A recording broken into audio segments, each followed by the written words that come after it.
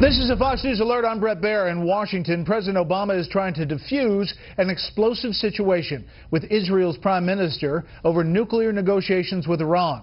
Prime Minister Benjamin Netanyahu is in the U.S. to speak to Congress tomorrow. A short time ago, President Obama tried to minimize their differences and blame a familiar foe. I'm less concerned, frankly, with Prime Minister Netanyahu's commentary than I am with Congress taking actions that might undermine the talks before they're completed.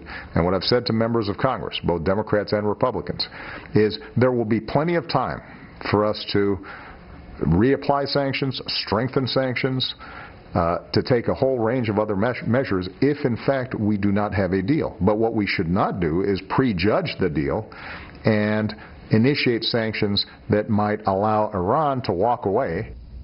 Netanyahu says he does not intend to disrespect President Obama, and while he adds his country's relationship with the U.S. should never be politicized, his speech about the dangers of compromise with Iran has further polarized an already divided American capital. We have Fox team coverage tonight. Ed Henry's at the White House with the politics of this trip.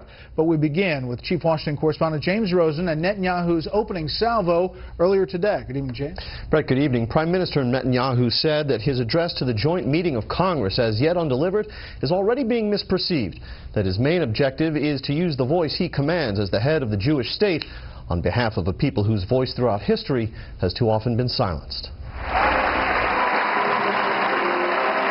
Greeted with a standing ovation by the American-Israeli Public Affairs Committee, or AIPAC, the powerful pro-Israel lobby group, Israeli Prime Minister Benjamin Netanyahu depicted Iran sponsoring, training, and arming terrorists on 5 continents. And he sketched out obliquely how a nuclear-armed Iran would reshape the Middle East. No one makes alliances with the weak. You seek out those who have strength, those who have resolve, those who have determination to fight for themselves. Israel's dispute with the Obama administration over Iran, the prime minister likened to a family disagreement and said the alliance will weather it and grow stronger, even as Netanyahu explained, again obliquely, why he thinks President Obama misunderstands the Iranian threat. America is the strongest power in the world. Israel is strong, but it's much more vulnerable. American leaders worry about the security of their country. Israeli leaders worry about the survival of their country.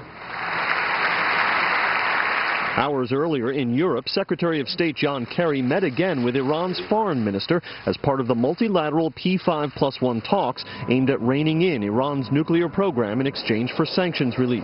The Israelis fear the final accord will allow Tehran to keep its massive uranium enrichment apparatus and contain an expiration date of 10 to 15 years, after which Iran could conceivably proceed unimpeded to a nuclear weapons capability. With negotiators working to strike a deal by March 24, Kerry warned the Israelis, this time explicitly, not to try to torpedo the talks with unauthorized leaks. We are concerned by reports that suggest selective details of the ongoing negotiations will be discussed publicly in the coming days. I want to say clearly that doing so would make it more difficult to reach the goal that Israel and others say they share in order to get a good deal. The AIPAC crowd also heard from the U.S. ambassador to the United Nations, Samantha Power, who rebuked the Palestinians for unilateral moves at the UN and the Israelis for expanded settlement activity. Minutes later, Netanyahu vowed to keep Jerusalem as the eternal, undivided capital of the Jewish state. Brett. Interesting tomorrow, James. Thank you. While the Obama administration boasts that U.S.-Israeli relations have never been stronger, the tension between the two leaders has been almost palpable. Chief White House correspondent Ed Henry has that part of the story tonight. That bond is unbreakable. President Obama and his top aides appear to be backpedaling a bit after initially attacking Israeli Prime Minister Benjamin Netanyahu's visit. I don't think it's permanently destructive. I think that it is a distraction from what should be our focus. While top officials are still offering tough words for Netanyahu, they're trying to turn down the temperature. The Prime Minister of Israel is welcome to speak in the United States. We are not, we don't want to see this turned into some great political football. Except the president's national security advisor, Susan Rice, earlier appeared to be doing just that, slamming Speaker John Boehner's invitation to the Prime Minister. On both sides, there has now been injected a degree of partisanship, which is not only unfortunate, I think it's destructive of the fabric of the relationship. Republican John McCain revealed today that unnamed leaders of Arab states have told him they'll start a nuclear arms race in the Mideast if the president is determined to sign a nuclear deal with Iran as a legacy item. Every country in the region is going to go nuclear if we sign this deal that apparently that he is desperate to get done. With Iran? With Iran. But listen, I have heard from Middle Eastern leaders direct that they will go nuclear. McCain charged Rice and others reacted in hysterical fashion to Netanyahu's visit because they're concerned he'll pick apart vulnerabilities in the emerging deal with Iran. Today, the head of the UN's nuclear watchdog, known as the IAEA, said Iran is stonewalling on details about nuclear warhead research it conducted in the past. The agency is not in a position to provide credible assurance about the absence of undeclared nuclear material and activities in Iran, and therefore to conclude that all nuclear material in Iran is in peaceful activities. That appears to fly in the face of White House claims Iran has been cooperative. The international community has verified that Iran has lived up to the commitments that they made in the context of the Joint Plan of Action. Now, Ernest meant the IAEA blessing Iran's compliance with one track, freezing nuclear activities, and officials here claim that's unrelated to Iran not cooperating on a second track, alleged explosives test. But the State Department has previously said all these questions have to be resolved, so the two tracks are essentially intertwined. Brett? Ed Henry live on the North Lawn. Ed, thank you. Fox News Channel will bring you Netanyahu's speech live tomorrow just before 11 Eastern. Our coverage starts with analysis from our special guest panel before and after the address. The Prime Minister of Israel addressing Congress. Don't miss it. The woman who most people believe would like to take over for President Obama in 2017 may finally be ready to make her intentions known officially. Chief Political Correspondent Carl Cameron is here tonight with an updated timeline for Hillary Clinton. Hi, Carl. First, let's talk about Mrs. Clinton and what she's saying about the big topic we're just talking about, the Netanyahu speech. Well, actually, she hasn't commented publicly about Netanyahu's visit, but she strongly supports the president's drive for a nuclear deal with Iran that Netanyahu so opposes. She's a tough critic of Israel's settlement policy. The last time she visited the Jewish state as Secretary of State was 2012. She gave Netanyahu a 45-minute lecture by phone in 2010, demanding he halt settlement expansion, which the Washington Post reports infuriated the Prime Minister. Clinton's going nowhere near Netanyahu's speech, but she is in D.C. tomorrow to be honored by Emily's List. The group raises millions for Democratic women candidates. Her team still leans towards an April launch, though some think she could wait till June. That could give Republicans like Jeb Bush a 6-month fundraising and message head start that could require Clinton to report a huge haul of perhaps $200 to $300 million just to catch up, and in the process totally alienate the anti-Wall Street Warren wing of the Democratic Party, which has never been that fond of her in the first place. Clinton's principles and courage were questioned this weekend in South Carolina by former Maryland Governor Martin O'Malley, who's running to Clinton's left and used a phrase referring to her husband's centrist deal cutting in the 90s, quote, "Triangulation is not a strategy that will move America forward. History celebrates profiles in courage, not profiles in convenience."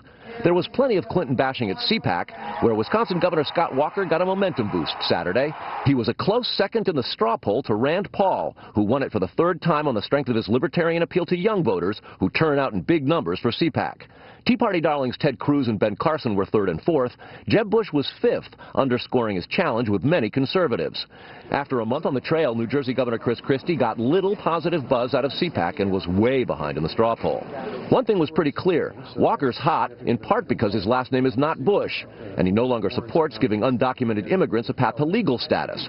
Walker admitted on Fox News Sunday he was for it before he was against it. You said you supported it, and my view has changed. I'm flat out saying it. Candidates can say that. Sometimes they don't. I'm saying So you've changed from 2013? Absolutely. Several candidates also attended the Fiscally Conservative Club for Growth conference in Florida, promoting Reagan-era pro-growth policies to cut government taxes and spending. Instead of abandoning supply-side economics, Why don't we actually try to implement them for once?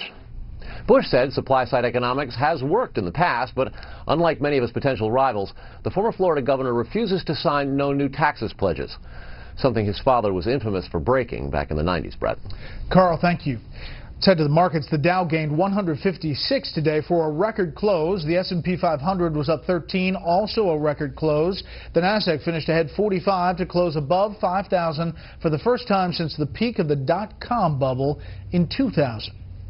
Up next, Iraqi forces launch a surprise attack against ISIS. First, here's what some of our Fox affiliates around the country are covering tonight. Fox 47 in Madison, Wisconsin, where lawmakers are debating right-to-work legislation. Wisconsin is seeking to join 24 states that have passed bills prohibiting businesses and unions from requiring all workers to pay union dues. A full assembly vote is expected Thursday. Fox 5 in New York with a guilty verdict for a woman accused of fatally poisoning her son. Lacey Spears was convicted of second-degree murder. Prosecutors say she force-fed her 5-year-old son heavy concentrations of sodium through his stomach tube. And this is a live look at Dallas from our affiliate out there, Fox 4. The big story there tonight, one of 2 Dallas nurses who beat the Ebola virus is suing the hospital where she worked. Nina Pham is seeking unspecified damages for physical pain, mental anguish, medical expenses, and a loss of future earnings. The patient she was caring for, Thomas Eric Duncan, died of Ebola. That's tonight's live look outside the Beltway from Special Report. We'll be right back.